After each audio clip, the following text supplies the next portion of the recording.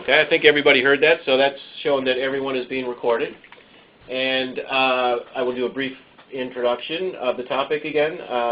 Today's session is transitioning a private business to a worker cooperative, and it's going to focus primarily on the Select Machine story. Presenting today's webinar is Roy Messing, who is the program coordinator here at the Ohio Employee Ownership Center. And I think without further ado, I will turn it over to Roy. Thank you, Chris. Let's move forward with the presentation.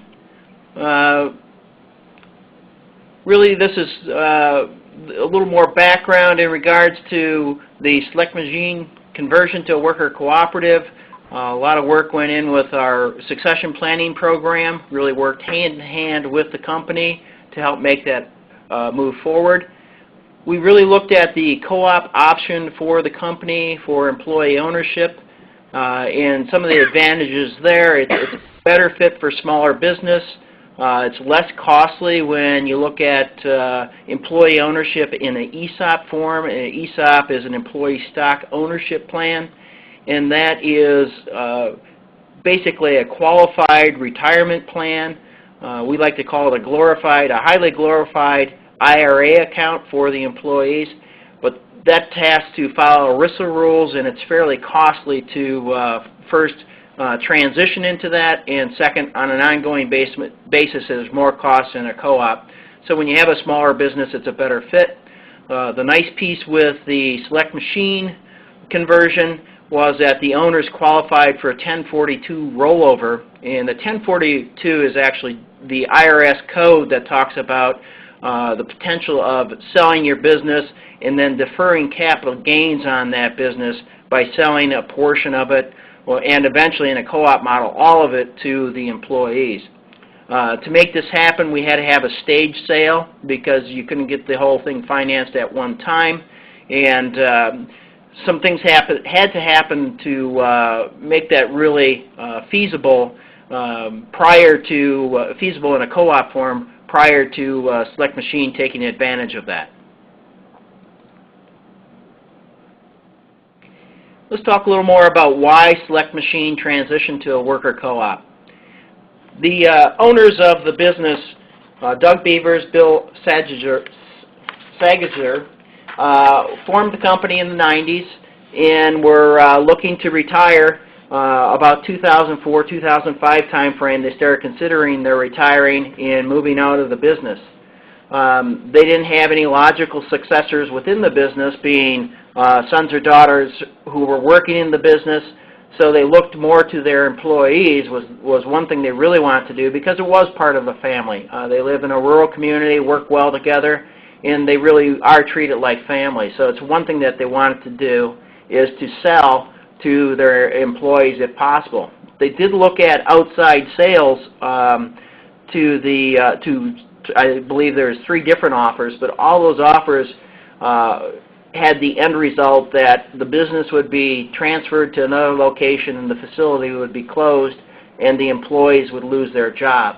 And the owners didn't want to have that negative impact on the community with the jobs being lost.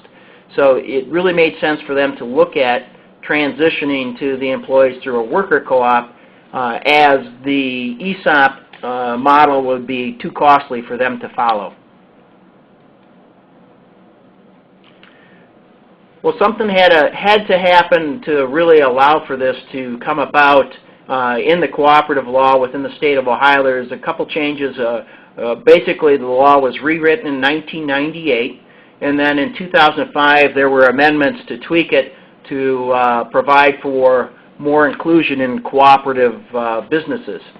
And this was done by, a lot of the work was done by Mark Stewart. He's a cooperative attorney who unfortunately recently passed away, but well known in Ohio and outside of Ohio for co-op law. But he worked hand in hand with the legislator to first write the new language and then get it passed. The major pieces here were that the cooperative law was expanded beyond just agriculture. More of your traditional co-op law was in effect talked about rural electric cooperatives, agricultural cooperatives, and then the credit unions. Well, this really expanded this to fit other businesses. Another thing that was critical for this piece moving forward for Select Machine was really to allow the labor that the employees contributed as a source that was contributed rather than just as an expense. Another piece of the law that was passed allowed for balancing of interest between the different parties. So you could work between the different parties, that being different owners. You may have the case where there's a multi-stakeholder where you have people have varied interests, but it allowed to balance that so everybody could be well represented. And probably the last piece that's quite necessary is to allow for the retained patronage to be treated as sweat equity rather than debt. And this is a critical piece, especially from a lender's point of view. Lenders see things in black and white, and I can speak to that from my background being a lender. And if you had to treat the patronage that was retained as a liability, you would never accumulate enough equity in the company to attract lenders. So the changes in this law really set the stage to make it possible for Select Machine to move forward with their conversion.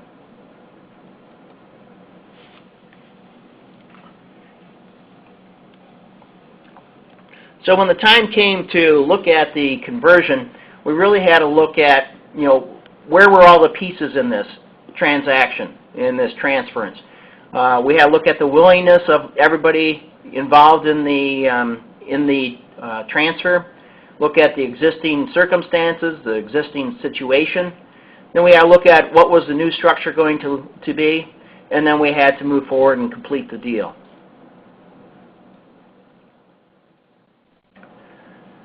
There were, as moving forward with the process, there was a great deal of issues that had to be resolved, really had to be dug into, and this is sort of an outline of how we'll move forward with this presentation. We had to look at the possibility of having a cooperative. Were the sellers willing to do this, and were the buyers willing to buy?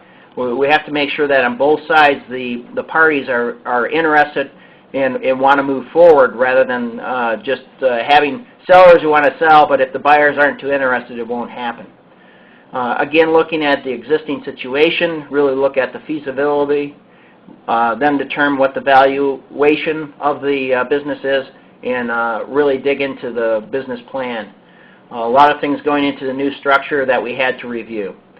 The deal, and then we really had to look at how do you consummate that once you have all the other particulars put in place. And the deal portion really gets into a lot of legal documentation to make sure that all parties' interests are favorably represented.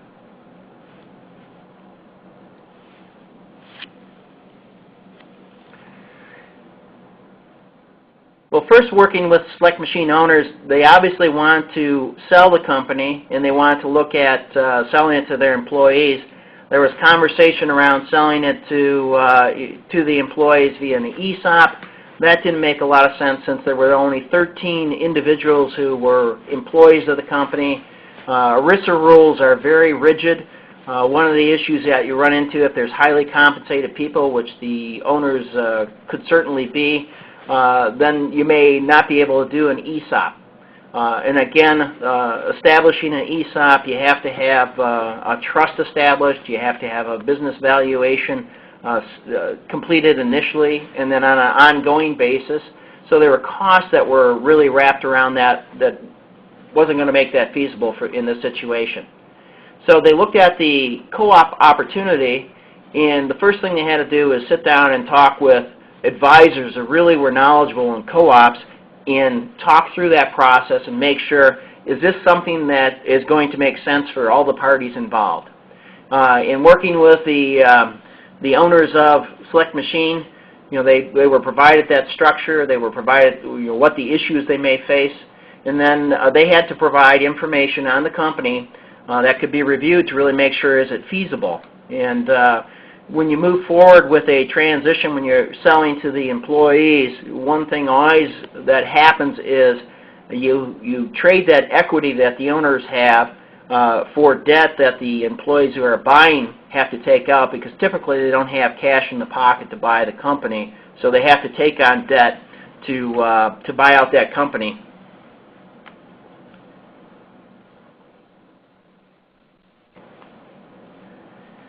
Then we had to look at the employees, the workers, to really look at what are their interests in buying this company.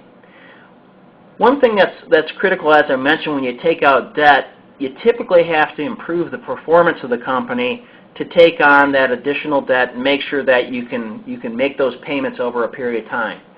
So the workers had to look at it and say, can we work together and have better performance so we can take on that debt and pay that debt and make sure this is a feasible operation. The employees were involved early in the conversation. They met with the seller and the advisors really to work through the process. And since this was groundbreaking in its nature, with everything that was going on, there was a lot of hand-holding. Bill McIntyre and John Logue with the center were very involved in the process and spent a great deal of time working with the owners and the workers at Select Machining to make sure that everybody understood what was expected of them and what their responsibilities and what their interest would be covered within that process. And then finally, employee representatives were selected to join the co-op buyout committee once we worked through the nuts and bolts and they decided, let's continue to move forward. A couple of the critical factors that you have to look at when you are transitioning is the feasibility. And really this gets into first the financial aspects of the company. The company has to be financially viable to make this transition happen. A feasibility study was completed, and that was done in close work with the valuation of the company, where we sat down with an outside third party that came in and reviewed the financials and really made sure that they could place a strong or a market value on there with a good reliance on that it wasn't really directed by the sellers, so it wasn't a one-sided valuation. And this is very, very appropriate and necessary, especially when you're considering a 1042 rollover. The IRS can come in and challenge that since there is a great capital gain, the potential of great tax benefits through deferring the capital gains. So the process was completed. There is a pre-feasibility study program within the state of Ohio that helped defer some of these costs. As I mentioned earlier, when they were looking at transitioning this, if they did sell it outside, the owners, if they retired and sold it outside, the jobs would be lost. So if they didn't do something and sell it to the employees, there was a real threat of loss. So we were able to work through with the state of Ohio's program and help defer some of those costs to make this happen. And really looking at items number 3 and 4, everything that was gathered and developed there was taken and put into place into a business plan.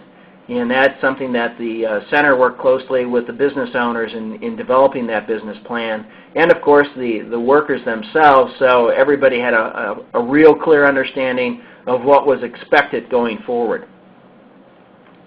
Now, another comment as I'm going through with this, even though we have these staged in 1, 2, 3, 4, 5, etc. as far as the steps, there are a lot of pieces that are coming into play. A lot of these steps are starting and stopping at various time frames, and so it's not like it's a linear equation. You have to start a lot of these, and they're ongoing.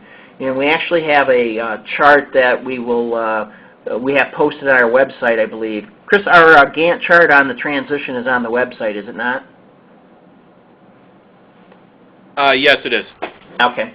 If not, you could either email Chris or I, and we can email out that chart. And basically that outlines generally the range where these different parts will take place. Roy, I would just cut in and say we're having some issues with our website now with the host, the company that hosts our website, and we're working to get that fixed. So, in theory, it's supposed to be up there, but in actuality, we may have to email it to people if they can't find it. So. Okay. So if you're interested in that that Gantt chart, actually, and I'll have this, I'll put this presentation, I have it in a PowerPoint form. If you're interested, I can email those out to you. Just send me an email with your request, and I'll forward that as appropriate. The next phase that we're looking at is saying, okay, now that we have, we know it's feasible to do this transition, and we know the owners want to move forward, and the workers want to move forward, we have to start looking at what was the structure going to be to make it fit all parties that were concerned.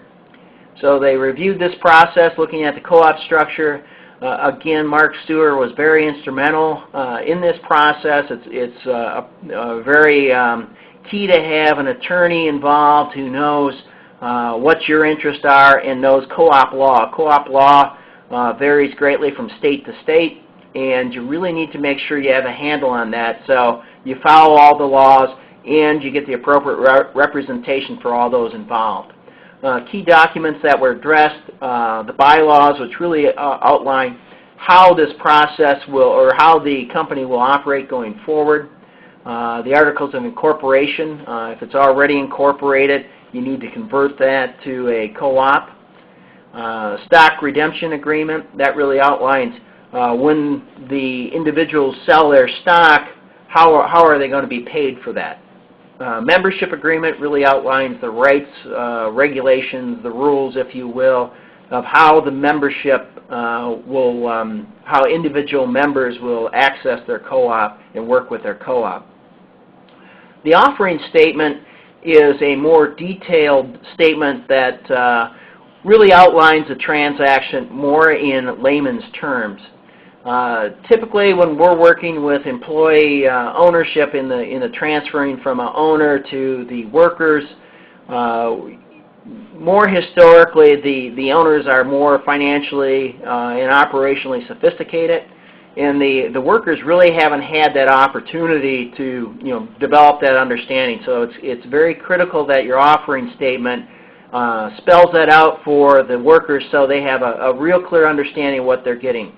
And this is part of a good communication plan. The document needs to have that outlined so that everybody really gets comfortable with what they're buying, because they are looking at buying something.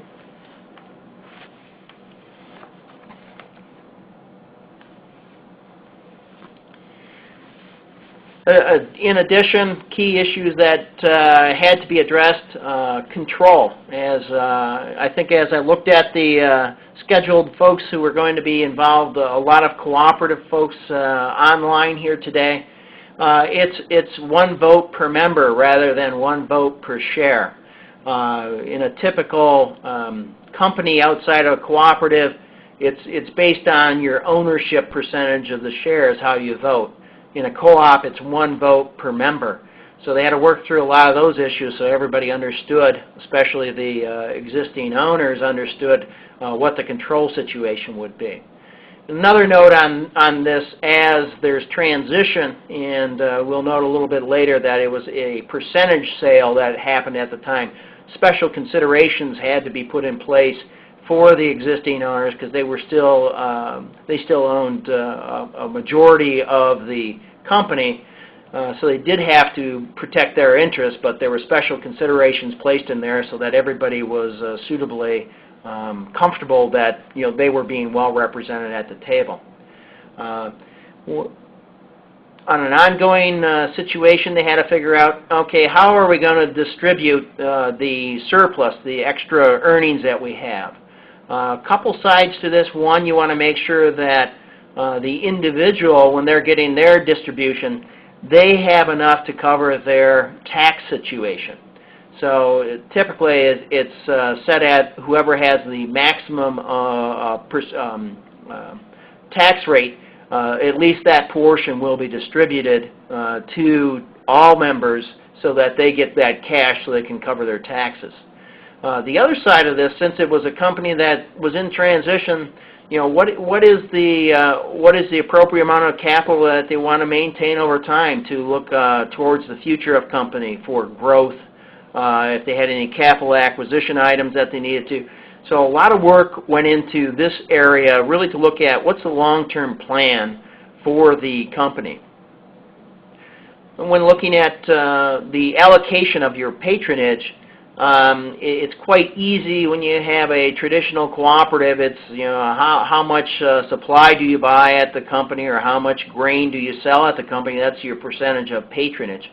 In this situation, they look more at what were their W-2 wages, what were their hours worked. So there's flexibility within this area. And really, it's up to the individuals involved to sit down and work through those issues to determine what's equitable for everyone. And again, as this was a partial sale, not a full sale, when it was originally completed, they had to look at, you know, the owner's rights. You know, what sort of weight did they have from a board of directors standpoint in management? And they still held the majority of the shares. So they just had to make sure that that was addressed in the document. And of course, as they transitioned out, you know, their extra rights would go away, and everybody would be held. Everybody would be on an even playing field. And we're looking at the redemption. What was the plan? Actually, they had a plan in place to buy out the selling owner's remaining interest over a period of time. This was completed 2006. Of course, we all lived through the economy of 2008, 2009. That plan was actually delayed, and everybody agreed to delay on that. And the company has just recently completed, or they're in the process of completing the final acquisition of those shares, excuse me, of the owners. So they're moving forward, and that was one of the critical things that was worked through with the co-op. Was the economy was down, the company, their revenues were down.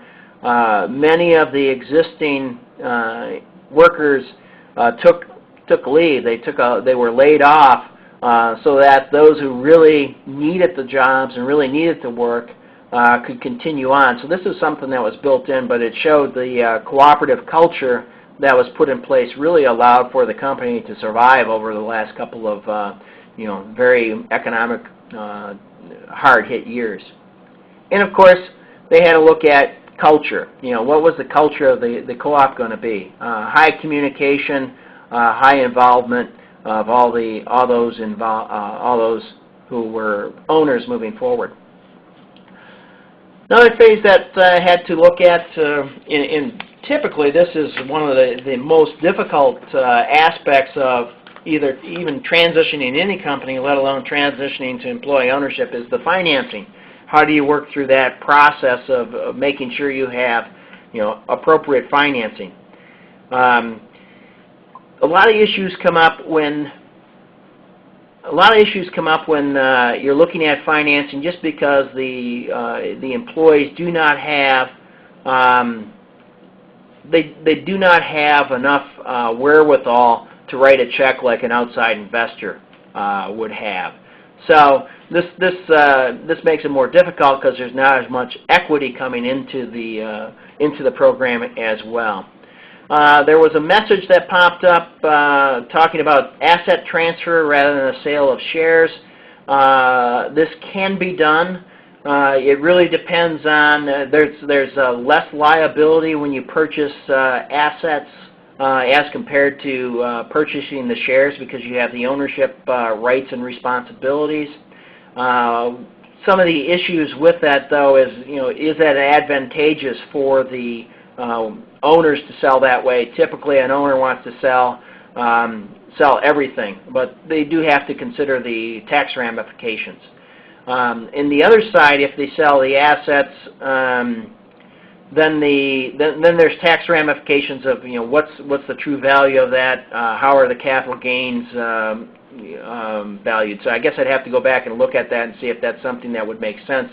The continuity side of ownership would be a question as well. And I believe the way that the law is written with the 1042, if you sold assets, you wouldn't be allowed to get that capital gain deferral because you were selling strictly assets and not the company itself. So that would be one of the issues involved there. One of the other items, though, looking at transitioning to a worker co-op, as I mentioned, typically it's going to have equity that the owners have being replaced with debt. And since that debt is taken on, there's increased leverage within the company. That's going to have increased operating risk. And there's going to be, from a financing standpoint, that's always something that's a little more difficult to get the financing that you need to make it happen. When you're looking at the potential for funding, we look at what outside funding is there, what seller funding is potential, and of course one of the things that happened here is the stage sale. There wasn't enough funding in place, or potential of funding in place, to fund the whole transaction at once, and actually 40% of the shares were sold at the initial consummation of the deal. And a big issue for lenders, even more so in the last couple of years than when this transaction was done, lenders these days really look for hard assets, something that they think if the deal goes bad, can we make loans against the collateral? That would be real estate, equipment, receivables, and that sort of things. And that's all done on a formula basis. So lender's never going to give a loan that will provide enough funding to take out the full value. So Select Machine moved forward with a stage sale where they sold 40% of the company. The lender did about 90% of that, and 10% of that was completed with, approximately 10% of that was completed with funding from a friendly nonprofit that works with employee ownership that happens to be the Commonwealth Revolving Loan Fund, which is affiliated with Ohio Employee Ownership. And we see more of these type of funding sources popping up, and hopefully over time they will be able to develop higher levels of funding so they can support transactions like this to a larger degree. With the funding side of the stock transfers, when we're looking at transitioning of the actual shares to the employees, to the workers, they actually need to buy in their share of the membership. So they had to determine what level of, what was the appropriate level for the members to kick in to buy their stock. They had worked through that with different formulas and really developed that over a period of time. And Select Machine wanted to reward their long-term employees. So a portion of that share that they had purchased, Select Machine was willing to give credit on that based on the number of years served and a number of then the hours worked.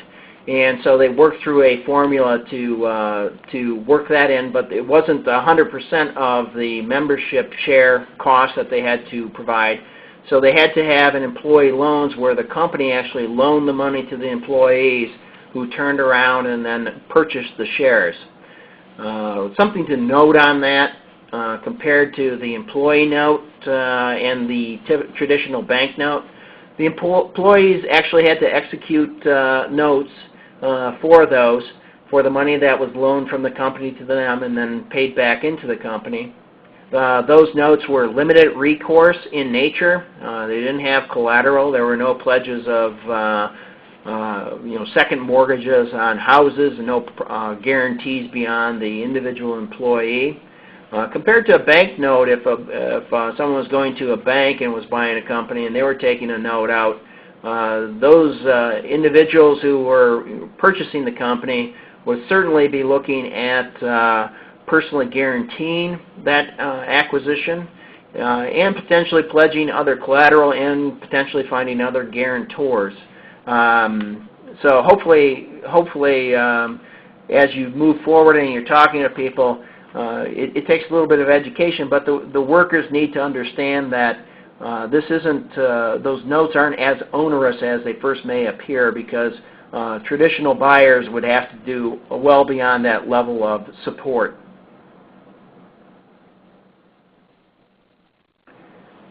As I mentioned earlier, we were very blessed to have Mark Stewart be retained as the attorney for the co-op. He had a great deal of background in cooperative law and a hand in certainly changing the Ohio cooperative law, so he could really provide that advice to everybody concerned. And he did provide the advice basically primarily to the workers who were forming the co-op moving forward, but as well at work that he provided advice on to the owners who were selling, just to make sure that they were working through that process. The owners after the sale did become co-op members as well, so they were on both sides of that transaction. But really, it's critical for engaging somebody who understands the business structure and really can provide advice in regards to compliance of state and federal law. Management succession. This is something that we preach in our normal process of transitioning to from the owner manager to the next level. Spent a lot of time in defining what the key tasks were. When they're going through this process, Bill McIntyre was heavily engaged with this, sat down with the two owners and said, okay, well, let's go through the top 25 management activities. Okay, who's in charge of this and who's the backup? And repeatedly, one of the owners was the person who was critical to that task, and then the other owner was the backup. And going through that process, they really determined that if the two owners were removed from the process, there was going to be a real issue because nobody was really familiar with that. So it took a lot of training time and development to work through and make sure that the workers who were transitioning over in the ownership were able to get that appropriate training and background so that they could handle those tasks. Another thing that was critical and also worked well in this situation is the appropriate culture for that transition. Management had always kept people involved in the process, so it was more of an open book operation. So they had a good understanding of what was happening. So there was a lot of communication in place. Not that the individuals knew the specific task that they had to work on, but they really had a good understanding of where the company was at and where it was going. But they maintained that moving forward so that everybody had a good feel for what was happening in the company and how it impacted them, and likewise how they impacted the company that ultimately would come back financially to reward them.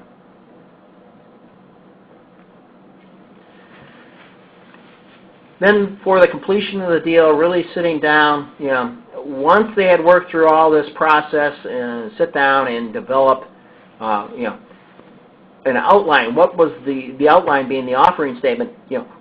What was this transaction? What did it do for all the individuals involved? What were the benefits? What were the risks that the individuals assumed? Again, I mentioned the individual notes that they had, the non-recourse notes. They had to work through that process just so everybody became comfortable, and there were some people who decided not to move forward with this. There were 13 employees, and there were eight new employees, or 8 of those workers actually became owners. So there were 3 that did not. One individual was a hard worker. Everybody really thought he would be the guy who could lead the company going forward, but he was an airplane mechanic by trade and was waiting for that industry to turn around, and he eventually left the company, went on to do something else.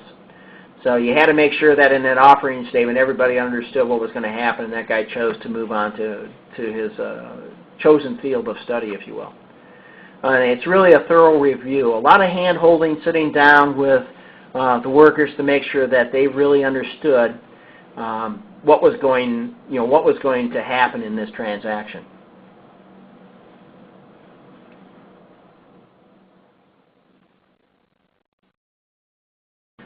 Again, going through a little bit is review, but once you get to the point where you have everything built up, you really need to make sure that you tweak it so the business structure fits what is necessary. You make sure you work through that restating of the articles of incorporation so that it fits with co-op law. A lot of time really went into the bylaws. There was a lot of input with all the individuals discussing how are we going to operate this going forward. And this is a critical piece because this is probably the first time a lot of these workers had a chance to really control how they were going to operate their company going forward. So a lot of time and effort went through, a lot of review, and again, Mark Stewart really worked with them to sit down and talk about, here's the impact of how this is written for you. They sat down, they determined how they wanted to do business. They outlined their governance process. And the individual members selected the board of directors who worked then again with management to sit down and say, okay, here's how we're going to move forward with the company. They authorized the stock redemption and borrowing. So really this was going to sit down, and it took a little bit of financial forecasting saying, okay, how do we want to redeem the stock over a period of time to make sure that those who have equity in the company, when they retire and move on, they're adequately treated, but as well they don't want to crimp the company so that it's a financial burden. So a lot of thought and forecasting went into play here. Completing the transaction. Here's where they, once they had the plan in place, had all the documentation in place, they worked with a local bank that did the primary funding. They really had to work through what were the covenants that the bank was willing to lend the money on. Really, the banks dictate a lot of what, how the company can go forward based on what sort of financing they can get. And again, the bank wasn't able to do it all. The Commonwealth Revolving Loan Fund stepped in, more of a mezzanine or secondary type of funding to make the transaction happen. Again, when the process was moving forward with this, the Commonwealth was able to work with the company and make sure that it filled the gap for that 40% of shares that were purchased. And I mentioned earlier the company is moving forward. The great thing, since there is experience with the lender on the balance of the funding that needs to be done, Commonwealth Revolving Loan Fund probably will not participate in that final purchase. The banks grew very comfortable with the new owners, if you will, with the workers involved and the business itself. They saw it weather a very difficult storm, so the bank is prepared to finalize that deal. There's a question in regards to technical assistance. In this process, OEOC had outside support in our grants from the Ohio Department of Development for the succession planning.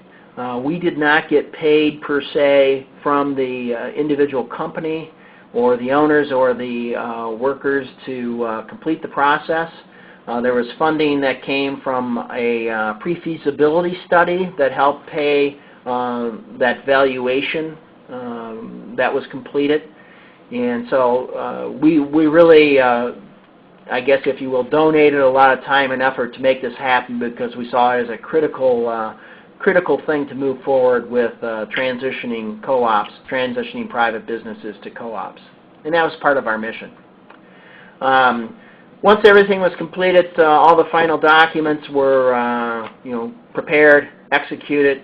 There was a lot of hand-holding going through with the individual notes that the workers had to sign in regards to the non-recourse of their debt between the company and back to them. But everybody completed those as necessary.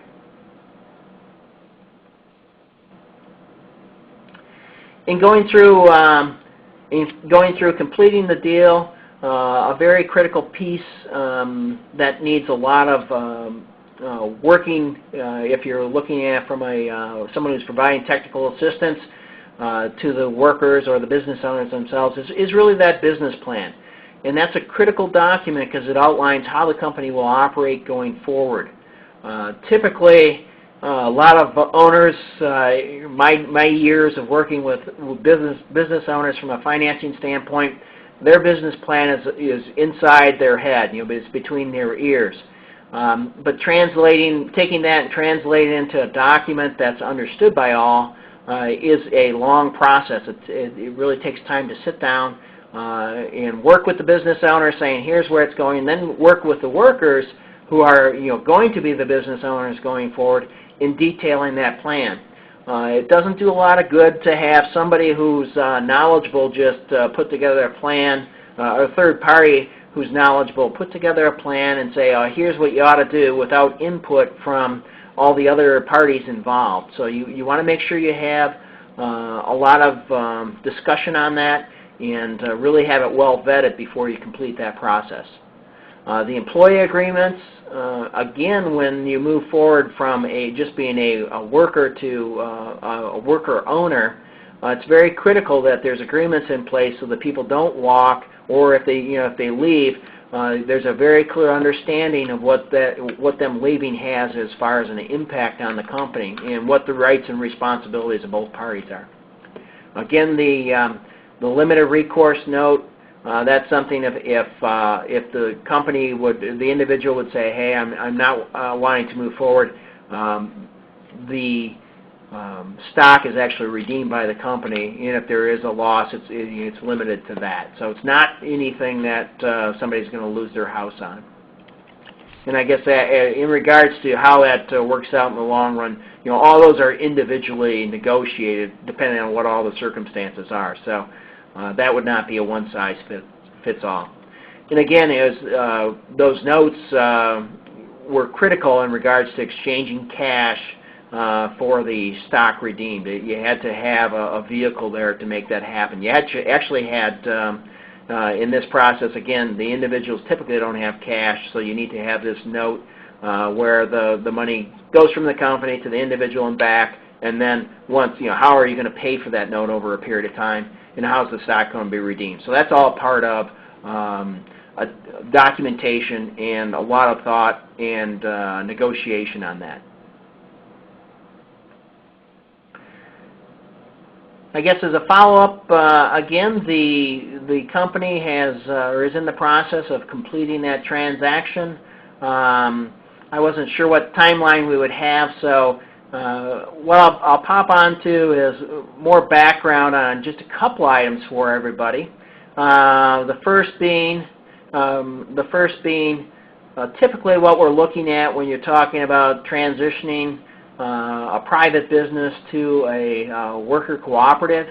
A lot of this will really depend on how well versed the worker cooperative attorney, how well versed in the cooperatives and worker cooperatives the attorneys are, or how much they want to step in. Mark Stewart actually did a lot of work that I'm sure he was not paid for. He had plenty of gratitude paid, but monetary he really donated a lot of time. But typically it's going to be $10,000 to $30,000 depending on the complexity. Business valuation, sort of a minimum, could be $5,000 to $8,000. So if you're looking at outside cost, not including bringing somebody in for technical assistance, anywhere probably very bare bones minimum is $15,000, probably to $38,000, and then if you had more complexity, you could add on top of that. It could be $40,000. As compared to when we're looking at an ESOP, typically an ESOP, you're not going to start an ESOP at less than less than $50,000, and typically it's going to range between $50,000 and $100,000. If you have a large company with large complexity, it can be well beyond that. And then the difference with an ESOP, again, is each year you have to have a business valuation, and that's going to cost $5,000 to $10,000, again depending on the complexity of the company.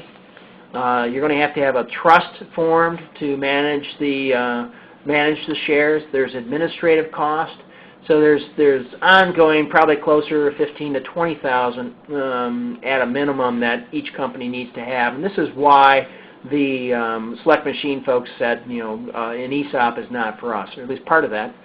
Timing of the conversion, typically it's going to be 5 to 9 months once you start the process. It just takes a long time to work through the circumstances. 3 months is probably about the shortest time possible to work through that. And we have that Gantt chart. Again, send me an email if you want that, and we'll forward that to you. A couple items on the 1042 rollover.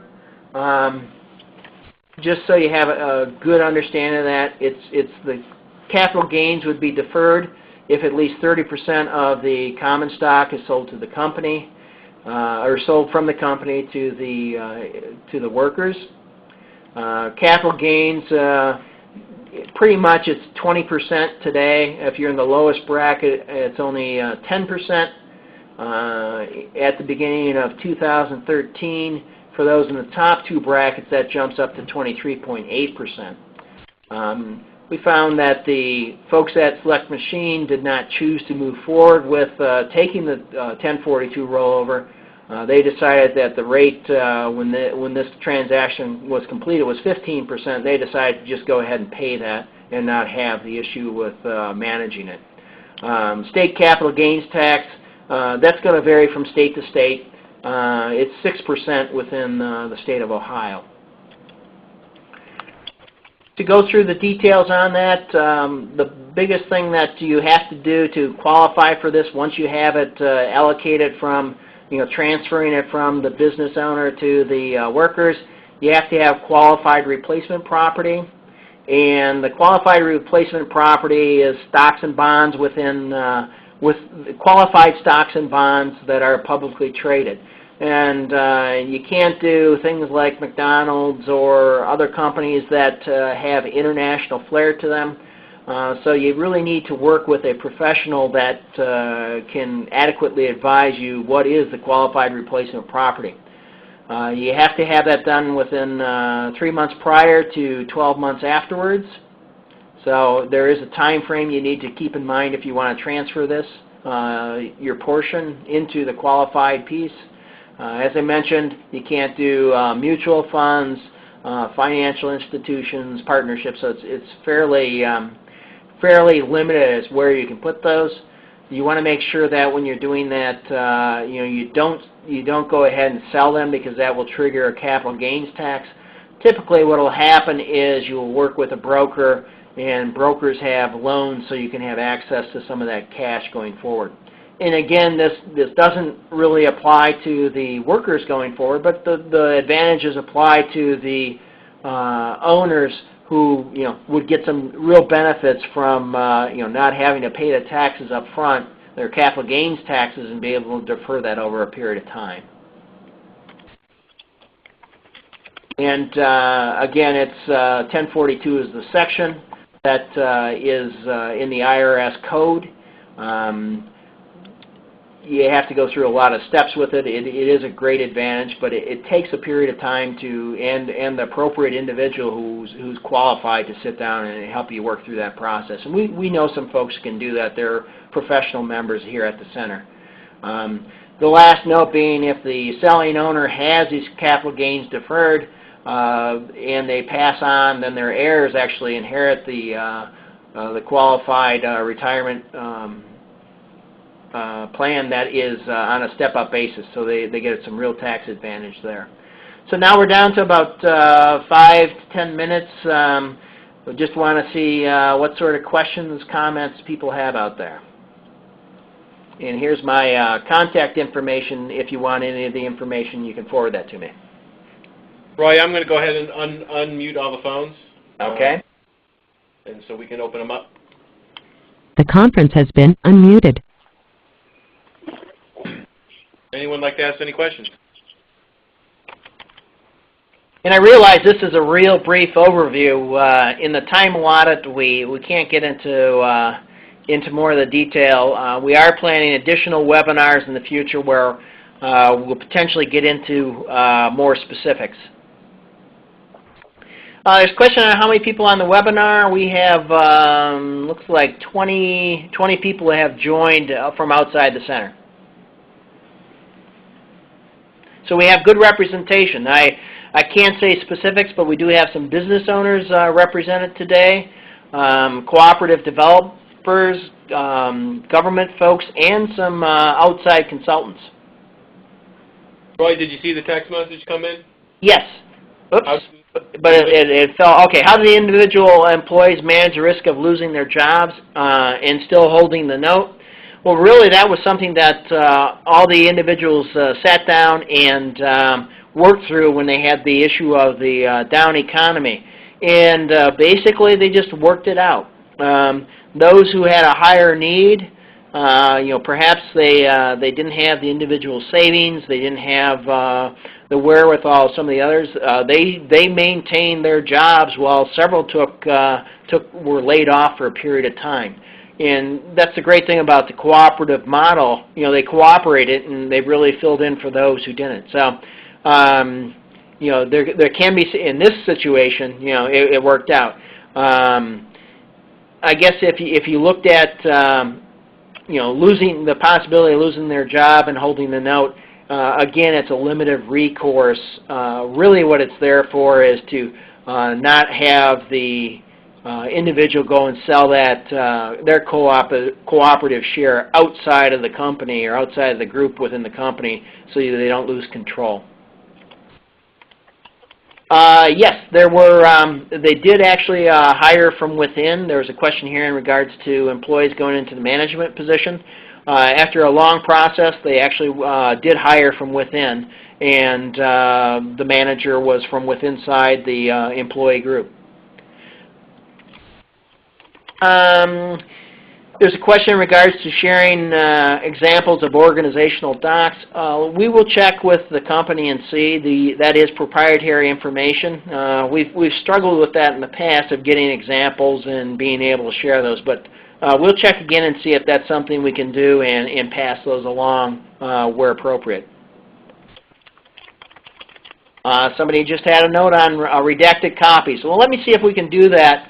And when you're emailing me, looking for the PowerPoint plus the Gantt chart, note if you want copies of the redacted or redacted copies, and I'll see if we can get those and share those with you. Question: would there be anything that we would do differently? That's probably a good question to pass on to Bill McIntyre. This happened before my stay here. I think actually as the process worked here, it worked very well. There certainly were stumbles as you stop and start going through the process, since it was the first time it was done this way. But experience is something that provides you with a great deal of value, and we would probably, it's allowed us to work differently as we move forward with different companies. But I think with this, no, we had the right individuals involved. Mark Stewart was the right person for the from the cooperative legal standpoint. John Lowe, Bill McIntyre were the right folks who were really trying to, from the development standpoint, really trying to make this happen. And it turned out to be a great fit with the two owners who really wanted to see the company flourish. They really wanted to see that legacy. And they really wanted something for the employees, and the employees embraced it for the most part. So it was a great culmination of all those that made it happen. Roy, I think if I would add anything, one of the stumbling blocks that was there was that shortly after the deal was done, the economy kind of started going into its current troubles, and that created some issues for the company. I think without that happening, it would have been even a better success story than it currently is. Correct, but I think the real success was they paid off all their notes. They had to lay off people for a period of time, but then they came back and hired them all back. Their experience has been that they could probably hire a few more people, but they're waiting to make sure that the business is going to be solid. So they're all working a lot of overtime. They're all sharing more right now. There's a question on how much time a TA provider should budget to accomplish this transition. I think we'll have to analyze that because the answer will be it depends. It depends on really looking at each individual case and how smooth it's going to be. I would have to go back and I'll check and see, and we could add this in the comments. I'll check and see on our timesheet. We actually have timesheets that we complete. I'll have to go back and see how much time actually went into this. I'm not sure if we quantified that, in our analysis of this. Chris, do you think we've done anything like that, or is that probably something we haven't actually ventured? No, I don't know if we've added them up completely, but my guess is it would be more than you would think. Because the reality is that the small deals, select machines, relatively small deal, it really takes just as much time as a large deal. So it was a significant period of time, and a lot of that was because it was the first of its case, the first of its kind. That there was a lot of on-the-job learning going on for all parties, including ourselves, and so I think that probably made it take more effort, more time, and all of that than it might have, were we to do a second one, tomorrow, kind of thing. So, but it wasn't a small amount of time by any stretch of the imagination. But I think we've created a process in which we would be able to streamline that a bit more. So. Yeah, we're working on a few things within our RCDG that we're hoping we're going to further develop some tools that the individuals can use that can streamline that process and limit costs from hiring attorneys and that sort of thing. So those are some of the things that we see as add-ons we can help with. Another question here about a process for bringing on new workers. Yes, there is a process that the company has developed to bring on new workers. I think they have to, and I didn't check this, so shame on me. I think they have to work a year and have at least 1,000 hours was what they had worked on in regards to before they would become qualified or before they would be invited into the co-op. And then there's a process that they go from there. So they do have a formalized process. Again, all those will depend on what's the right variable for the company to develop. Question here on ideas developing a culture where employees would be interested in ownership. There's one of the things we really say is it does start with the existing owners. Our experience in transitioning to employee ownership is the more that the owners engage the employees, the more that they feel they are they are valued. And the more they're engaged, the more they have all the information they need, the more they see how they impact the company, the more likely they are to develop interest in owning the company over a period of time. So that's something that we would have. Now, the note also says there's trouble getting some folks interested in that. I guess if you want to talk to us offline, maybe that's something we can have a conversation on what our experience is.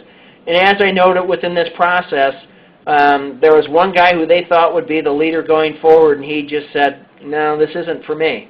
So even though you may want people to do it, not everybody wants to jump in and take on the realms of the ownership. I guess the question is, how much do they understand what impact it can have on them, and how do you move forward? So why don't you, the person who sent me that note, send me an email and we could further discuss that. I think, Roy, one of the things we might talk about too is maybe if the company has for example, a profit sharing plan in place, and kind of connecting the amount of money that goes into the individual's profit sharing plan, and kind of communicate to those people what they do on a day-to-day basis within the company affects that and affects the bottom line. And so it kind of creates the connection between ownership, profitability, and money in my pocket kind of thing. That may go a ways into helping foster that kind of idea. But as you mentioned, sometimes you think that you have the ideal person to become the leader, the owner, that type of thing, and they're just not ready for it. It takes a certain type of person to want to be an owner and not to be just an employee. Some folks just like, working their 8 to 10 hours a day and going home and not having to worry about work. And so sometimes you just, you just don't find that with your current crop of employees. So. Okay, another question on transitions. Have there been other conversions? There have been some other conversions that have happened out there. We have not been involved in other ones that have converted at this point. We're working with a lot of people. We have 4 or 5 that are in various stages. Right now we're working with to transition. I think a real barrier the last 2.5 years has been, the economy. Either the seller felt that their company was downtrodden, so it wasn't worth what they thought it was worth, or the workers are saying, I'm not sure I want to buy in when I'm not sure where the business is going. But the economy appears to be turning, and there's people who are moving forward. So there's more to be had, and we're really trying to move forward with that and really be a catalyst to make more of that happen. Another comment in regards to employee agreements, what restrictions come for those who weren't part of the original co-op ownership structure. Well, the employee agreements are agreed upon by the existing members. So if you have someone new coming in, those are probably the agreements you're going to have to stay with. However, membership can review those and make changes as necessary.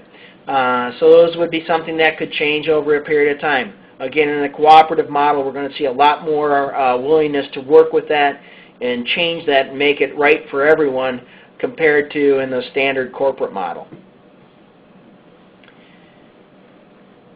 Okay, I don't see any other questions at this time. Hopefully those are all appropriately answered. Roy, would there be an interest in stopping the recording and asking for some questions offline, or? Why don't we do that? Okay. Well, I want to thank everyone for, actually, we do have a raise your hand. Donna, did you want to ask a question? Oh. Yeah, we have a small business, and I'm wondering about the possibility of, during the conversion, if there's not enough people interested in the current employees interested in the conversion, bringing in some new people also for that conversion process. And I was wondering about what you thought about the success of that.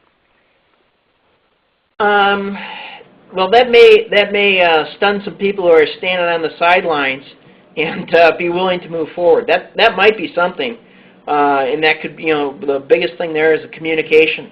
And it sounds like if you're working towards this or you're thinking about it, quite often people don't want to move. But if you say this is something I really want to do, but if you're not willing to be a member, then I need to bring in other folks who are interested. That can stimulate more interest from them. Okay, thank you. Yeah, there's probably other thoughts. I can give that some thought and see what else is out there. From our experience in transitioning ESOPs, companies to ESOPs, regardless of who you are, as long as you meet those minimum requirements, you become a member or you become an owner. So that's a little different situation. There's probably good and bad with bringing people in from the outside, but obviously if you communicate that you want to make the sale happen, it's time to step up. If they don't step up, there's probably some ramifications around that. Okay, thank you. You're welcome. All right, great. Any other questions? Okay, great. Thanks. Thanks, Roy. Thanks, everyone, for participating. We had some good participation there. I do want to say again thanks to the United States Department of Agriculture for support of the Cooperative Development Program here at Kent State, and also for the Ohio Department of Development for support of the succession planning program here. And I want to remind everyone that we will post a recording and make it available. Even if we don't have our website up and running correctly, we will provide a link directly through the ReadyTalk system for everyone to watch it again or pass the program around to anyone they think might find it interesting. At this point, I will say thanks once more, and then I will turn off the recording function and open up the phone lines one more time and see if there's anybody who wants to ask questions offline. So I'll do that right now. Thank you. Please stand by.